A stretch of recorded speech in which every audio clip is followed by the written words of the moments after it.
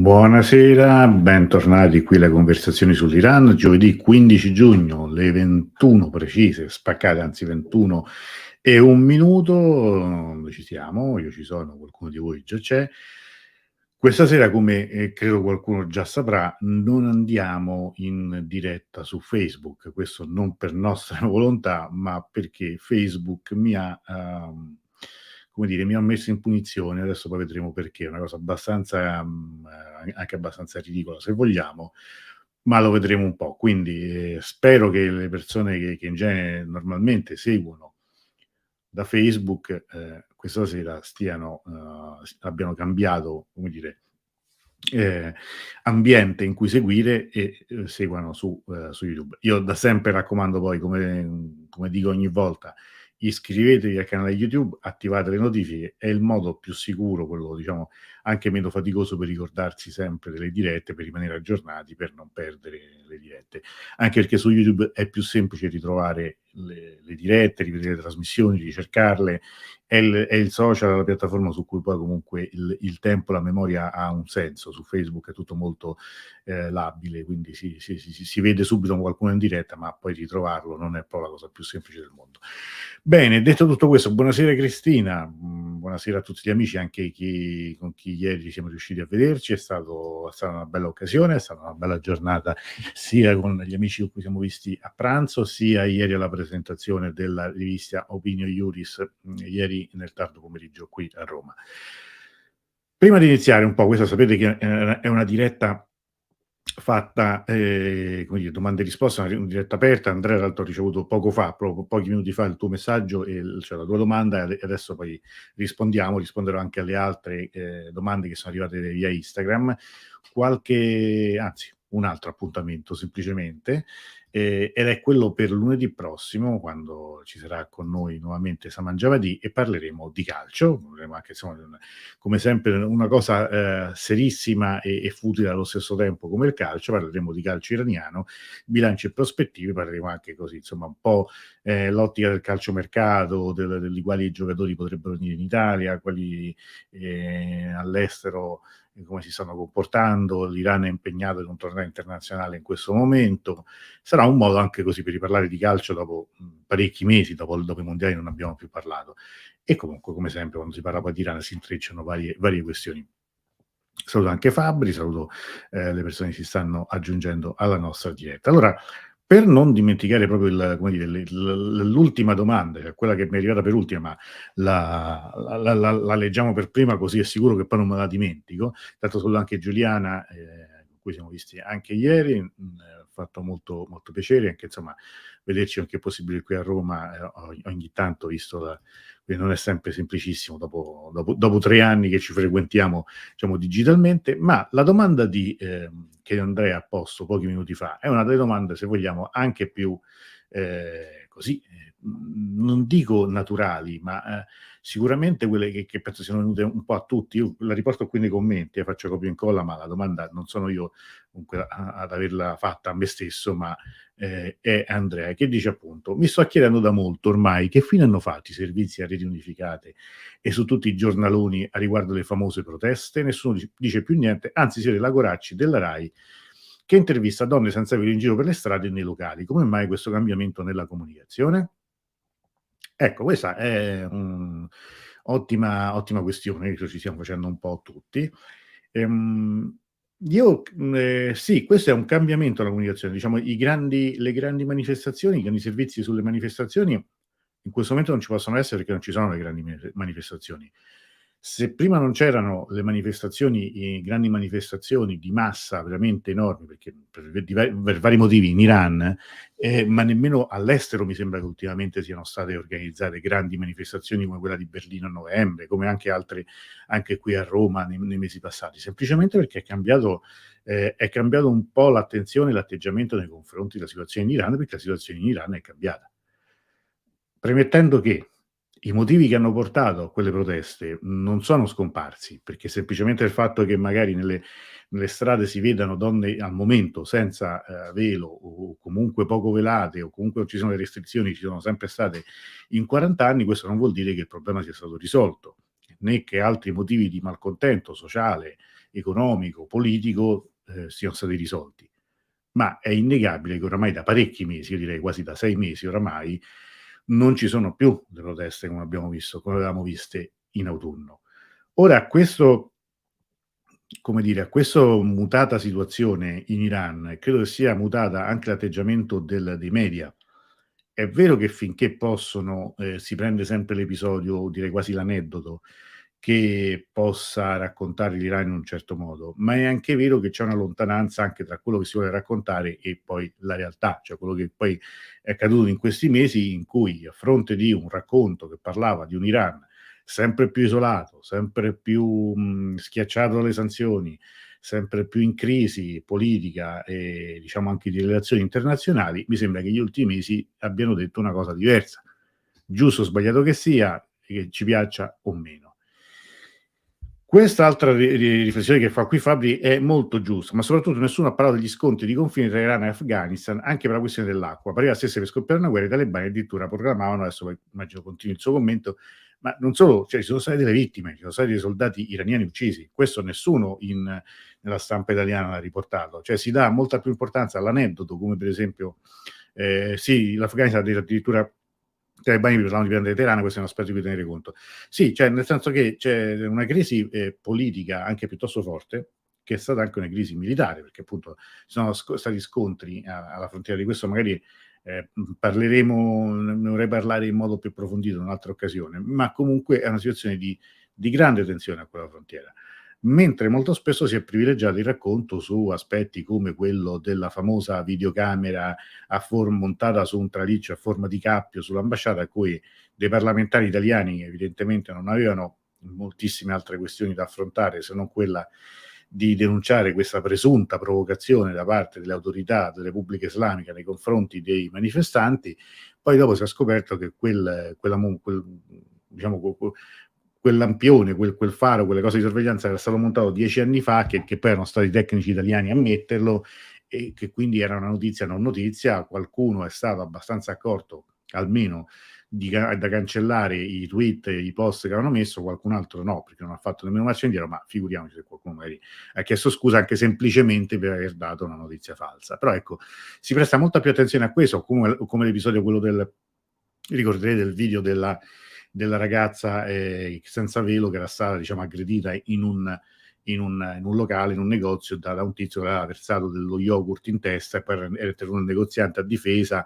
Su questo sarà andato avanti qualche giorno. Insomma, la Repubblica Online aveva dedicato più spazio a questa notizia che al ripristino delle relazioni diplomatiche tra Iran e Arabia Saudita. Questo è un po' anche il livello di oramai così, diciamo, del giornalismo italiano, che dedica molta più attenzione a fatti, se vogliamo, di colore, di costume di questo tipo, che a notizie forse un po' più consistenti. Buonasera anche a Daniela.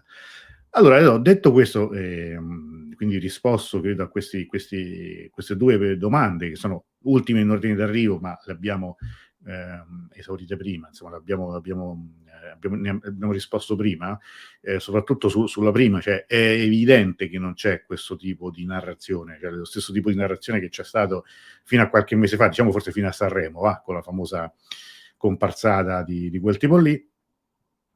È venuto un po' meno, probabilmente perché sono, minori le possibilità, come dire, di creare notizie, e forse c'è qualcosa che non è poi rientrato, o non c'era un piano prestabilito prima, o comunque qualcosa è andato in modo diverso da quello che ci si aspettava. Cioè l'ultimo giro è stato appunto il tour, quello del figlio di Pallavi, che è venuto anche in Italia, tra l'altro con un seguito di pubblico veramente scarso, questo va detto, però ha avuto le solite attenzioni che era normale avesse, ma non è andata avanti. Sì, d'altra parte, dice sempre Andrea, non hanno nemmeno neanche parlato adeguatamente di un bimbo palestinese di 2 anni ucciso da un cecchino dell'esercito israeliano, ma questo purtroppo è la norma. E veramente basta fare così, scrollare un po' le home page dei principali quotidiani italiani, senza nemmeno sprecarci i soldi per andare a comprare le copie cartacee, perché veramente è uno spettacolo deprimente, direi, anche di come poi tutti i giornalisti si prestino, insomma, a questo tipo di speculazione, insomma, veramente anche una forma abbastanza facile di così.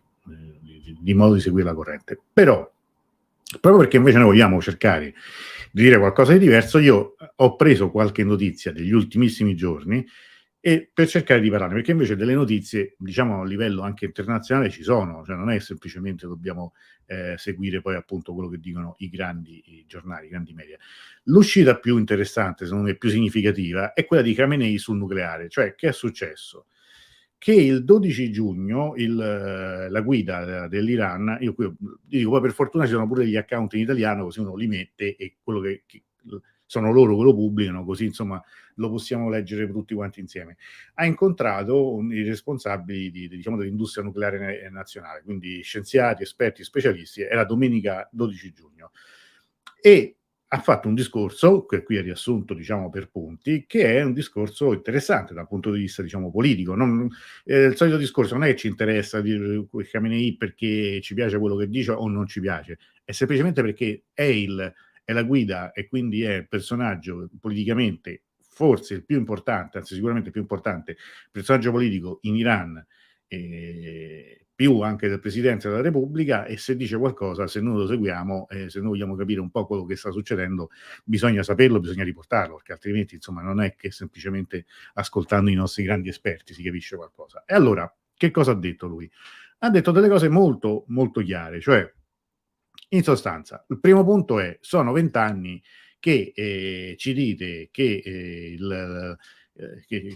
che stiamo costruendo la bomba, è una sfida, i nemici l'hanno resa una sfida, ma sanno bene che l'Iran non vuole armi nucleari, ma sanno pure che il progresso nucleare è la chiave del progresso scientifico in tanti settori ed è questo che non vogliono. Questo ovviamente opinabile come dire, come frase, come dichiarazione.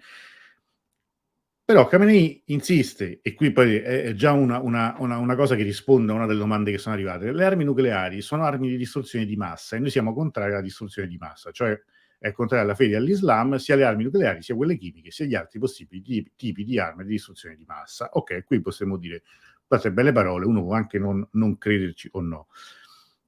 Però lui, oltre diciamo, a fare la voce anche grossa e dire noi non l'abbiamo perché altrimenti le avremmo già ottenute, e questo insomma è anche tutto da dimostrare, e dire appunto l'idea di un Iran potente, che quindi l'energia nucleare serve a tutto questo, e alla necessità di commercializzare i servizi nucleari, però alla fine dice un paio di cose che a noi interessano qui. Poi tutto questo ovviamente si può ritrovare su Twitter.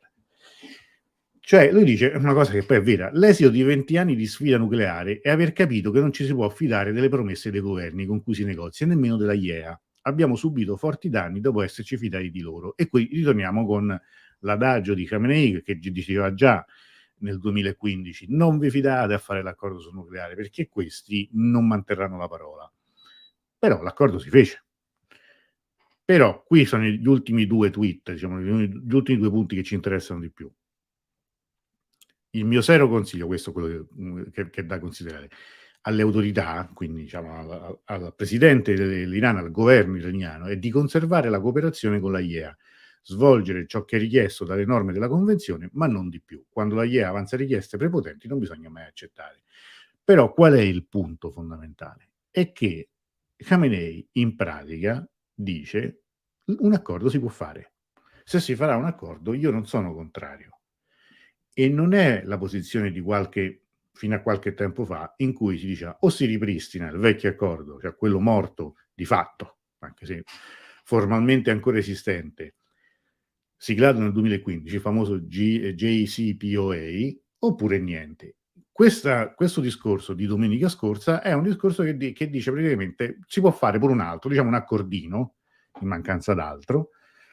Io non sono tendenzialmente, come dire, non mi fido, ma ci si può insomma in parte fidare, quindi qualcosa che in sostanza possa essere una soluzione di compromesso. Questo è un passaggio importante per quello che verrà nei prossimi mesi, perché di fatto sembra il preludio di un accordo, sembra il preludio di qualcosa che già è in essere, cioè non è che se ne esce così per dire per me va bene, poi fate voi, perché se no insomma dire, non si sbilancia in questo modo. Quando nel 2015, poco prima del raggiungimento dell'accordo, disse questi che trattano sono figli della rivoluzione, no? Fece un famoso post se non sbaglio su Instagram, era un, come dire, un via libera, come dire, all'interno. Io non ero d'accordo, però prendo atto che questo governo Rouhani sta per fare un accordo, lo può fare, fatelo, però chi lo fa ha legittimità nel farlo.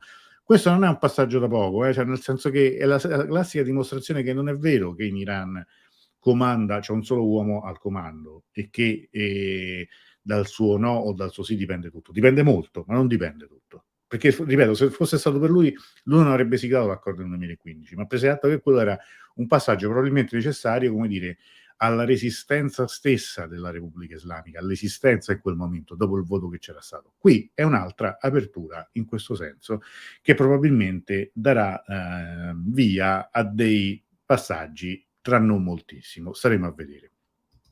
Altra questione.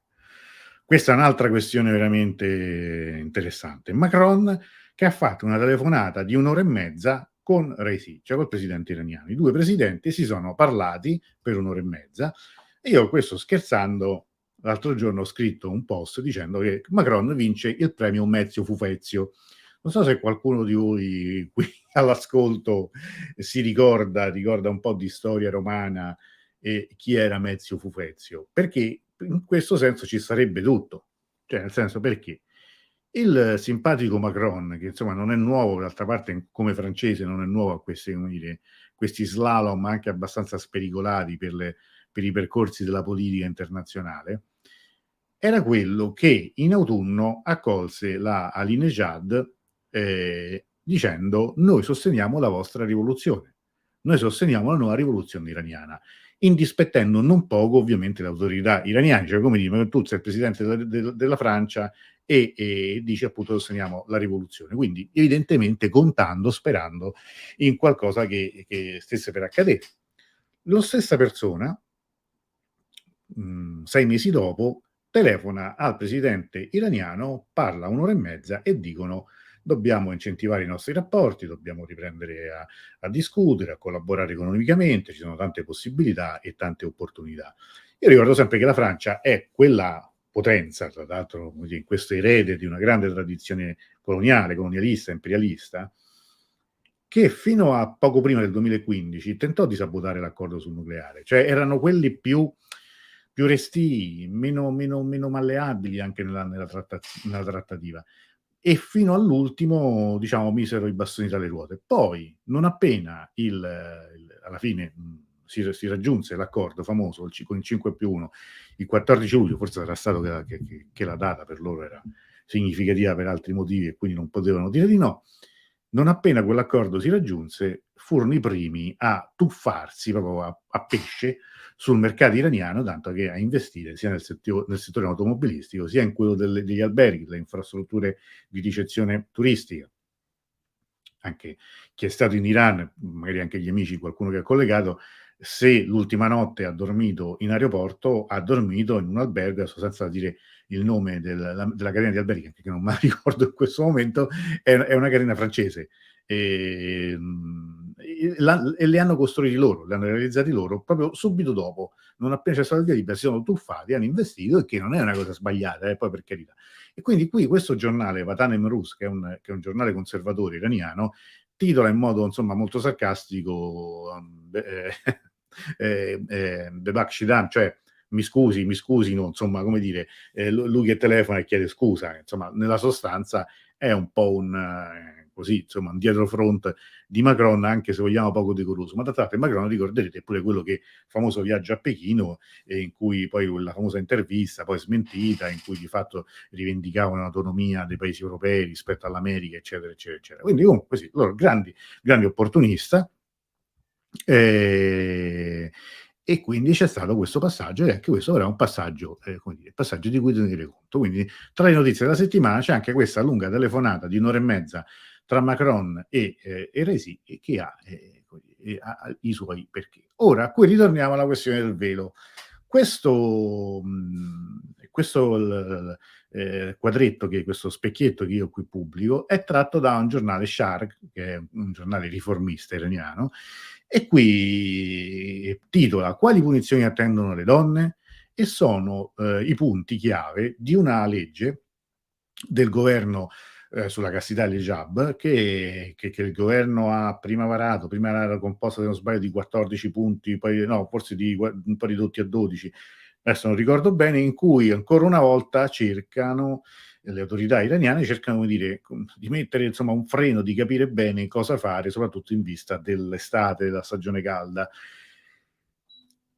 L'anno scorso ci fu qualcosa di simile, quando la famosa commissione sulla castità e l'hijab fece un rapporto, questo prima dell'arrivo dell'estate 2022 diciamo, in cui in sostanza diceva: "Qui le regole non le stanno quasi più rispettando, quindi le strade quali sono? O cambiamo le regole o continuiamo a far finta di niente, ma insomma non ci facciamo una bella figura, oppure optiamo per un inasprimento delle pene, per inasprimento dei controlli."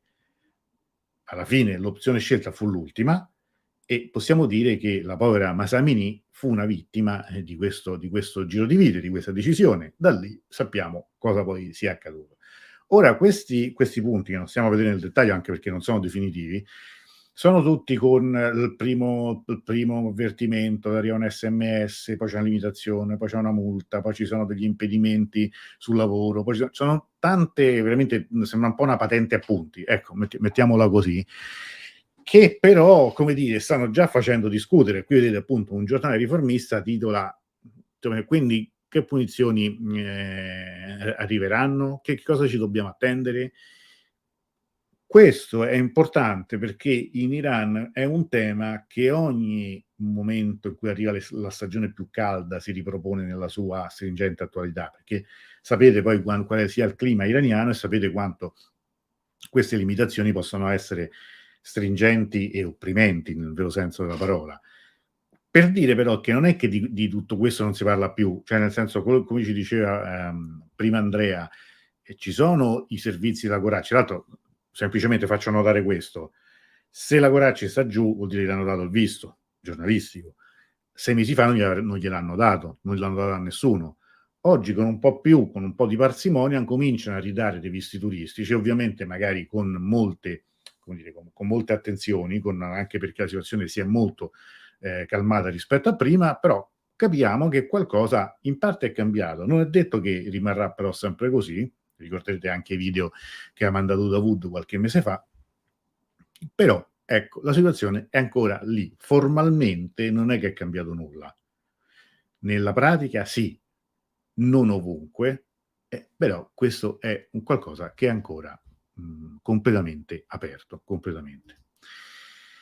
Qui mi concedo insomma di parlare un po' di fatti miei, perché un po' c'entrano, cioè quando parliamo di censura, di democrazia, di libertà di espressione, è una cosa abbastanza curiosa, cioè quella che l'altro ieri mi è arrivata la notifica per cui Facebook mi ha imposto delle limitazioni, per cui anche questa diretta e le prossime, per il prossimo mesetto, non andranno su Facebook, perché mi ritirano fuori un post del 3 gennaio 2020, 3 gennaio 2020, il giorno in cui Soleimani venne ucciso, no, dagli Stati Uniti.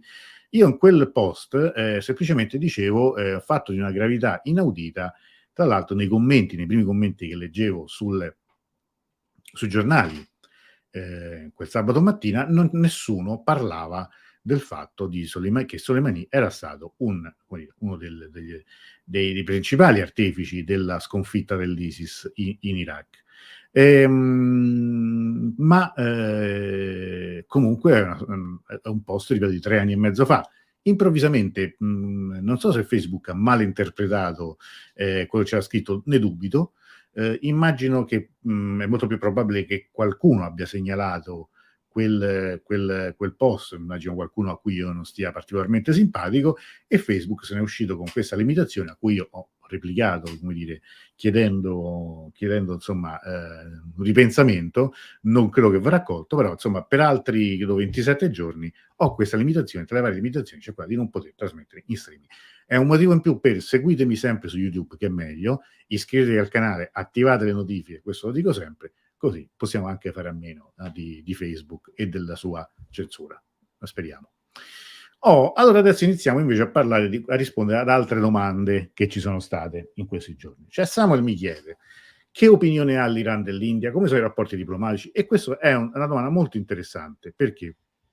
Perché Iran e India hanno una storia tutt'altro che banale, a parte che potremmo tornare indietro e parlare di quando l'India ha avuto dei secoli anche dominata da dinastie persiane, ovviamente anche tutta l'architettura, tutta una parte importante dell'arte storica dell'India ha origini persiane, però limitandoci adesso diciamo al mondo contemporaneo, io mi limiterei a quei rapporti geopolitici.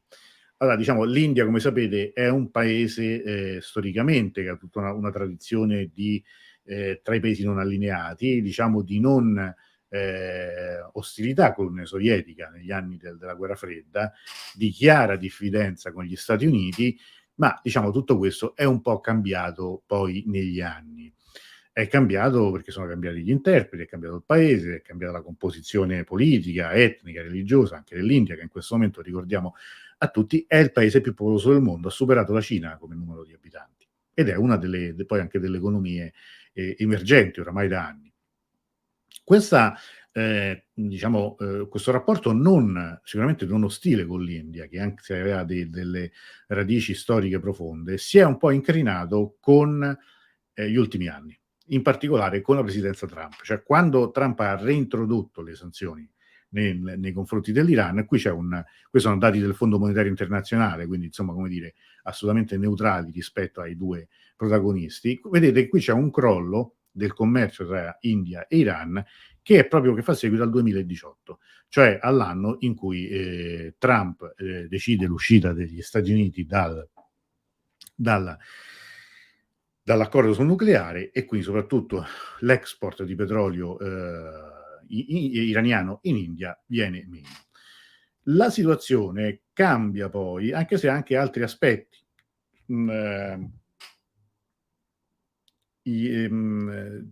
C'è una grande questione di cui abbiamo parlato l'altra volta, cioè il porto di Chabahar, che qui vedete nella mappa, che è un punto veramente strategico per, come dire, per le linee del commercio dei prossimi anni in questo quadro, questa parte di mondo qui.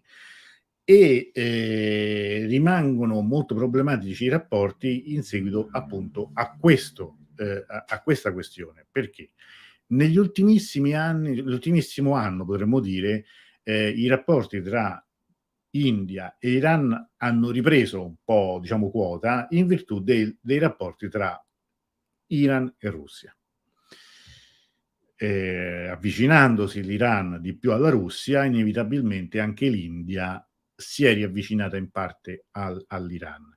Questo perché per riguardo progetti di cooperazione di questo tipo, ma per riguardo anche un'altra questione, quello dell'International North-South Transport Corridor, cioè è questa linea che di fatto dovrebbe collegare Mosca all'India per bypassare il canale di Suez, quindi per non passare più attraverso la rotta che è una delle rotte più battute al mondo.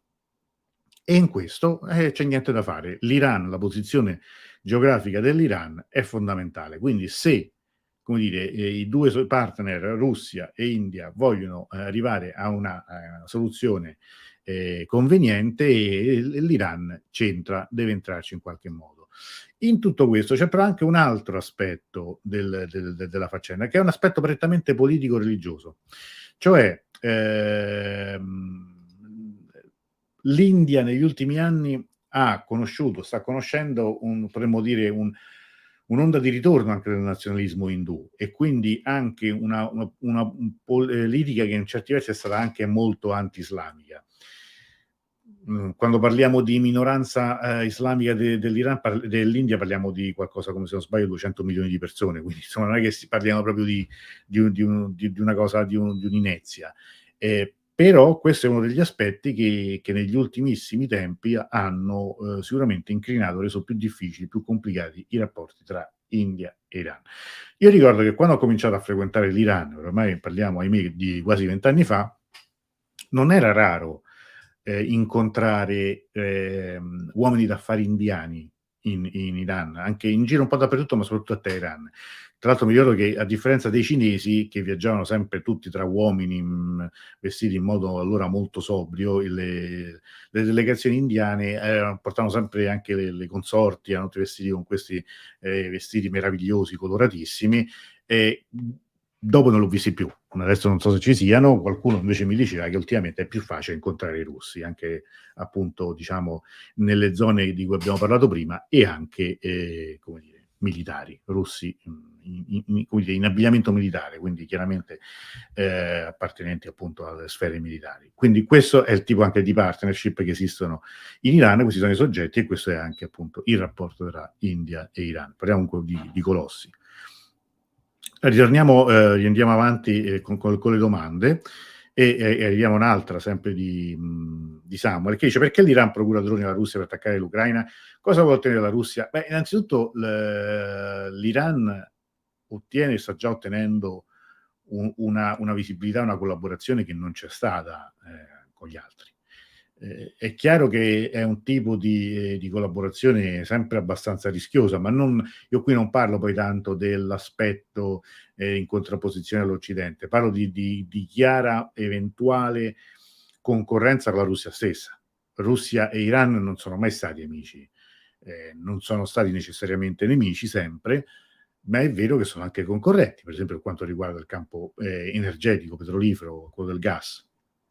È vero che però in una fase in cui dopo oramai, 5 anni, 4 anni in cui l'accordo nucleare è stato tradito dagli Stati Uniti, in cui con l'Europa i rapporti sono più, problematici a dir poco, 2 economie sottoposte a sanzioni, 2 economie che vogliono essere risolte, ma anche a parte le economie, direi proprio 2 paesi, direi anche 2 imperi, mettiamolo così, che trovano in un certo momento una sorta di collaborazione nel fatto di avere degli avversari o comunque delle ostilità in comune. La questione dei droni, la questione militare, noi qui insomma possiamo parlarne a lungo, possiamo dire, cosa sia giusto, cosa sia sbagliato, perché tu fornisci droni, o strumenti militari che poi l'Iran formalmente non ha mai ammesso di aver fornito, ma di fatto si sa che anche se fosse stato prima l'inizio della guerra, questo tipo di scambio commerciale esiste, c'è.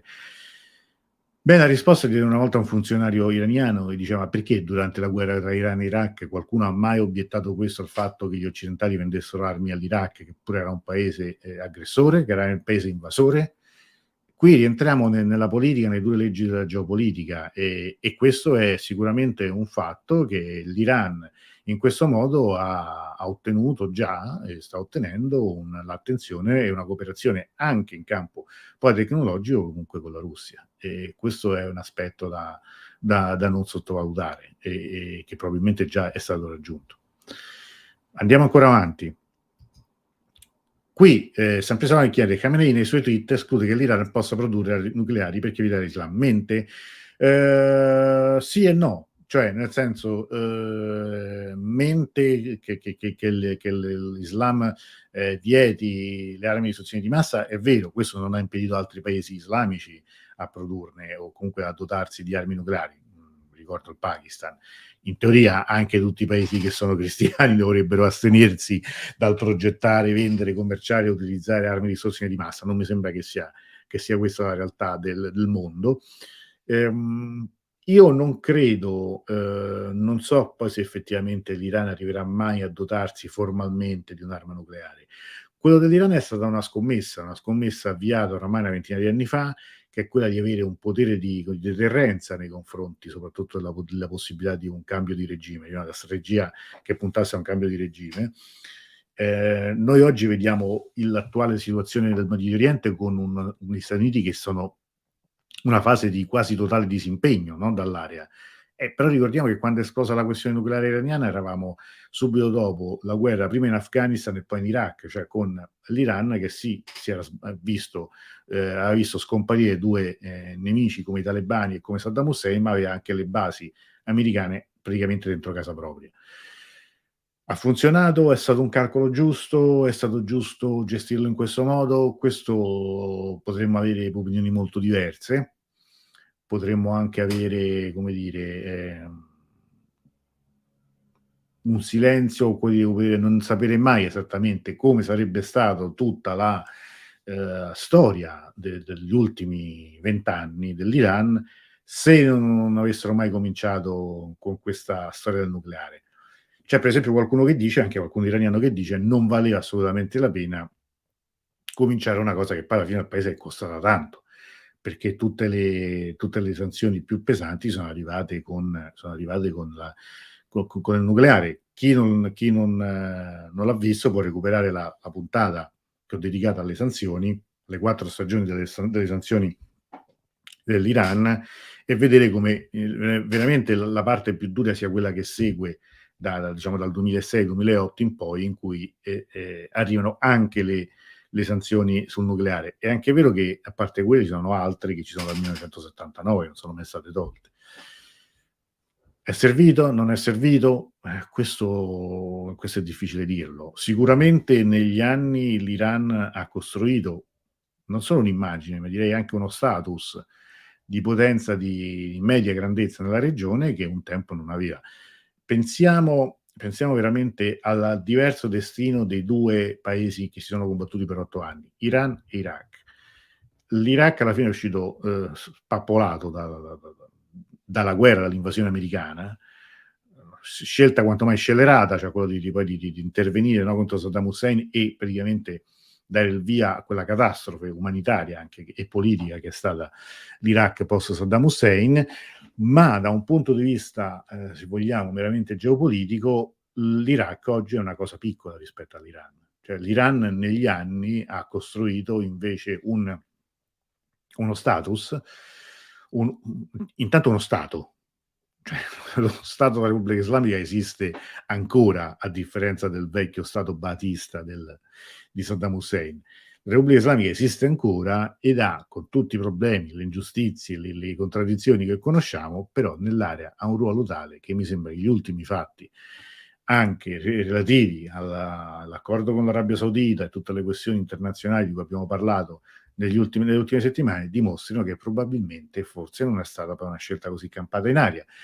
Ripeto, non sapremo mai se senza quella scelta noi oggi parleremo di un Iran diverso, un Iran, che sarebbe, rientrato nella comunità internazionale a pieno titolo, che avrebbe ottimi rapporti con tutti. Io questo sinceramente non lo so. Mhmm, Perché ripeto, dopo che l'accordo l'avevano fatto, l'America è uscita. Cioè non e uscire da un accordo fatto è peggio che non raggiungerne uno. Quindi quello che poi è avvenuto è così smentisce poi in modo così netto chi all'interno dell'Iran non voleva fare l'accordo? Secondo me no. Mi piacerebbe molto dire: "No, ma, è stata la cosa più giusta, hanno fatto sempre bene." Probabilmente no, e forse tutto il puntare anche su questo è stata una mossa politica, se vogliamo, che è costata anche molto, che sta costando molto agli iraniani, però che non è che rientra poi, come dire, nel contesto, nella storia di un paese che, ricordiamoci, ha già subito l'accerchiamento. È stato attaccato militarmente, è stato invaso e per 8 anni la comunità internazionale si è guardata bene dal condannare Saddam Hussein.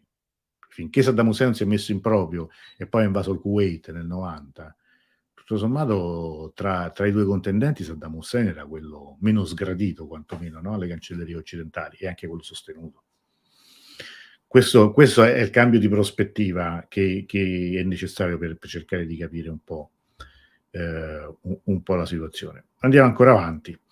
Ho qui una bella domanda di Bob Roger che dice: "Iran BRICS, a che punto ci troviamo e cosa cambierà a livello socio-economico dopo l'adesione?" Allora, brevissimo schema, ho cercato di mettere giù 2 cose. Che cos'è BRICS? Cosa sono i BRICS? Cioè, che è un acronimo, no, che sono appunto Brasile, Russia, India, Cina e Sudafrica, che è un gruppo di 5, paesi emergenti, di economie emergenti, che è un'alleanza economica e politica che è nata negli anni, adesso senza fare tutta la storia di dei BRICS, che non è questo la sede. Ehm, Però pensiamo soltanto a questi paesi, quali sono, cosa rappresentano a livello di risorse economiche e di popolazione mondiale, e capiamo che è una parte importante dell'umanità. E che quindi questa alleanza, che è una cosa poi esistente, formalmente riconosciuta, che all'inizio era soltanto BRIC, poi dopo si è aggiunto anche il Sudafrica, è una realtà economica che si pone anche come alternativo, comunque come sponda del Fondo Monetario Internazionale, del G20, diciamo dei paesi occidentali. Ora, un anno fa, esattamente un anno fa, l'Iran ha presentato la propria candidatura per entrare nei BRICS. Ed è stato un cambiamento, è stata una proposta che ha attirato l'attenzione degli osservatori, perché ovviamente tu questa prospettiva, tu ci metti dentro un altro, cioè avresti dentro Russia e Iran, e anche l'Arabia Saudita, attenzione, ha chiesto di entrare nei BRICS. Significherebbe che a un certo punto i paesi possessori delle maggiori riserve energetiche al mondo, oltre poi le più grandi popolazioni, qua qui basterebbero India e Cina per, come dire, per fare praticamente mezzo mondo, e significa che tu hai una struttura, perlomeno un'alleanza economica che, come dire, è abbastanza pesante, abbastanza importante. Ora, noi non sappiamo ancora se l'Iran sarà ammesso o meno. Il processo di valutazione si potrebbe conoscere anche durante l'estate, potrebbe anche arrivare subito dopo. Ci sono espresse, mi sembra, opinioni, previsioni positive in questo senso, cioè con la possibilità che dopo l'estate l'Iran entri nei BRICS, e poi non so come si chiamerebbero eventualmente. Ma da un punto di vista politico ed economico cosa cambierebbe? Qui io ti rimetto soltanto che una delle semplici osservazioni, cioè che comunque prima ancora di sapere se l'Iran entrerà o meno nei BRICS, nell'ultimo anno, questo è una fonte, è Tasnim, che è un'agenzia di stampa iraniana della Repubblica Islamica, dice appunto che c'è stato un aumento del 14% nello scambio, non in materia petrolifera, quindi su beni non petroliferi, tra l'Iran e i paesi dei BRICS. Quindi, come dire, l'alleanza di fatto già esiste, comunque c'è un'affinità, c'è una collaborazione che già sta andando bene. Da un punto di vista, questo preso dal Monitor, Jason Brodsky, che è uno studioso del Middle East Institute, sostiene una cosa probabilmente anche vera, che cioè allora, l'ingresso, la candidatura per entrare nei BRICS fa parte di quella scelta geopolitica che sostiene sia la guida, ma che sostiene la Repubblica Islamica, cioè di entrare in un mondo multipolare, quindi di sostenere il gioco a tutto campo dell'Iran anche su un terreno che sia chiaramente alternativo a quello dell'Europa e dell'Occidente. Ma è anche vero che probabilmente non è che poi questo cambierebbe in modo clamoroso l'effetto delle sanzioni americane sull'economia iraniana, probabilmente l'effetto sarebbe più diplomatico, politico che economico.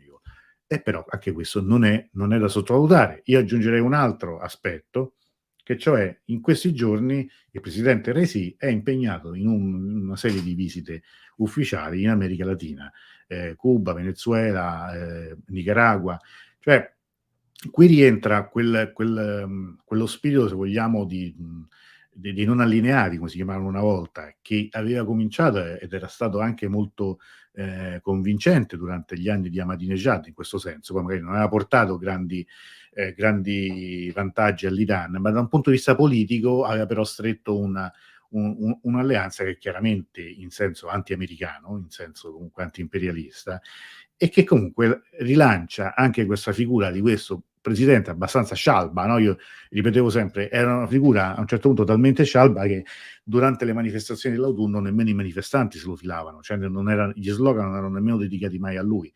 Questo tour in America Latina, che credo che insomma si stia avviando verso la conclusione, comunque certifica una presenza, un dinamismo, dopo l'accordo con l'Arabia Saudita via Cina, le visite ufficiali, le varie forme di trattativa, di dialogo che ci sono anche in questo momento anche con l'Egitto. La battuta da dire è altro che isolamento. Chi è che è isolato? Da chi? Cioè, quando alla fine sì, le sanzioni sono pesanti perché le economie, quelle che poi comandano fino a oggi, hanno messo in crisi il paese, ma è anche vero che in questo momento ci sono delle alternative e mi sembra che loro se le stiano giocando. Se poi tutto questo servirà magari ad arrivare a un compromesso anche con gli Stati Uniti, anche con l'Unione Europea sulle sanzioni sulla questione nucleare, è anche probabile che tutto questo abbia, come dire, anche un doppio fine, una doppia finalità. Ma è vero che oramai questa è la storia di questi ultimi giorni. Quindi direi che la realtà, in quello che stiamo vedendo, cioè lo stato delle cose, è uno stato molto dinamico. È uno stato assolutamente, non dico impensabile, ma non pensato 6, 7 mesi fa, quando insomma, i cantori della fine imminente della Repubblica Islamica stavano rimettendo gli orologi, poi magari, chi lo sa, potrebbe anche essere il canto del cigno, ma quello che io vedo in queste settimane è qualcosa di assolutamente diverso da quello che tanti hanno raccontato per mesi. Allora, leggo qualche commento. Sì, ricordo Macron con l'Ahmadinejad. Secondo me la diplomazia spesso non segue percorsi lineari, ma è un po' un roller coaster di tensione e distensione a seconda di come l'aria tira in certi momenti. E questo è così. Durante le proteste in Iran, l'Arabia Saudita addirittura avvertiva gli USA di un attacco iraniano imminente, poco dopo invece ristabiliscono le relazioni, ma questo è successo spesso nella storia. Sì, assolutamente. D'altra parte, avete visto anche che come uno degli effetti dell'accordo con l'Arabia Saudita è probabilmente che Iran International ha finito o comunque ha diminuito molto il suo ruolo di gran cassa, no, delle manifestazioni, perché comunque noi tutte le prime informazioni abbiamo avute da quella fonte lì. Questo potrebbe anche essere abbastanza evidente. Anche alla seconda guerra mondiale ci sono stati stravolgimenti diplomatici fulminei, sì, noi ne sappiamo qualcosa come italiani, siamo storicamente in questo anche molto maestri veramente. Daniela, a proposito di Davud, mi piacerebbe vedere alcuni video girati da lui. Sì, anche a me piacerebbe, ma non lo so, cioè nel senso c'ha da fare pure Dawood, nel senso che la sua attività, le sue cose penso che siano in questo momento altre soprattutto, e le difficoltà tecniche che ci sono state nelle ultime settimane hanno un po' forzato un po' la situazione. Speriamo che magari così di rivedere qualcosa, però sai, vede, questo è da un punto di vista proprio tecnico, mettiamola così. Il live streaming, andare in diretta, è qualcosa che sì, diciamo, devi avere le attrezzature necessarie, saperlo fare, avere la prontezza di ovviare a certi problemi, eccetera, eccetera. Però è qualcosa che tu metti in onda, parli, si discute, si porta avanti una discussione, una conversazione appunto sull'Iran, ed è qualcosa che si realizza in modo magari più spontaneo, un po' più grezzo sicuramente, meno raffinato, ma che può essere fatto in fondo con una preparazione su alcuni temi e poi un'ora, un poco più, un po' prima, un po' dopo di diretta. Girare dei video come quelli girati da Wood è uno sforzo superiore, perché magari per un video anche di 5 minuti significa che comunque lui deve andare in giro a farlo, poi a montarlo, poi mandarlo a me, decidere come montarlo, cosa far vedere. E sicuramente è un lavoro interessante che io magari ce l'avessi tutte le settimane dei video, delle clip di Dawood, però poi è già difficile fare tutto, o è così. Daniele chiede sempre penso a proposito di Facebook, se chiedi spiegazioni rispondono no, a me non mi hanno risposto, io ho contestato la loro decisione, ma non mi hanno risposto, e anzi non credo ci sia nemmeno possibilità di avere uno sconto. Io trovo un po' allucinante, perché poi, ripeto, appunto, è una cosa oramai vecchissima. Andrea dice appunto gli infami sono sempre in attività, ma considerano una medaglia. Ma sì, no, a me scoccia soltanto il fatto che magari qualcuno che è abituato a seguirmi su Facebook non possa seguirlo in questi giorni. Io rinnovo ancora, non solo iscrivetevi, non solo se potete abbonatevi, perché così vedete pure i film e così sostenete anche il canale, ma attivate le notifiche, perché è il modo anche per ricevere sempre aggiornamenti. Fabio dice: ma sbaglio, da avuto ingegnere aerospaziale? Sì, io la sua università, se è così, faccio complimenti davvero. Sì, sì, lui è ingegnere aerospaziale, ha lavorato anche in passato anche al programma satellitare iraniano. Allora, io non so se ci siano altre domande, se ci sono dubbi o qualcosa su quanto abbiamo detto questa sera. Qualcosa sicuramente è sfuggito, ecco, per esempio forse avrei dovuto dedicare qualcosa di più alla questione del quota Iran-Afghanistan, ma non ne ho avuto veramente modo. Torneremo a parlarne, così come nelle prossime settimane torneremo a parlare anche dei rapporti tra Iran e Azerbaigian, quindi tra Iran e Turchia, cioè dedicheremo una diretta a quel tipo, a quell'aspetto, a quel fronte diplomatico e geopolitico, così come dedicheremo ad altri. Un breve aggiornamento te lo dirò poi ufficialmente, il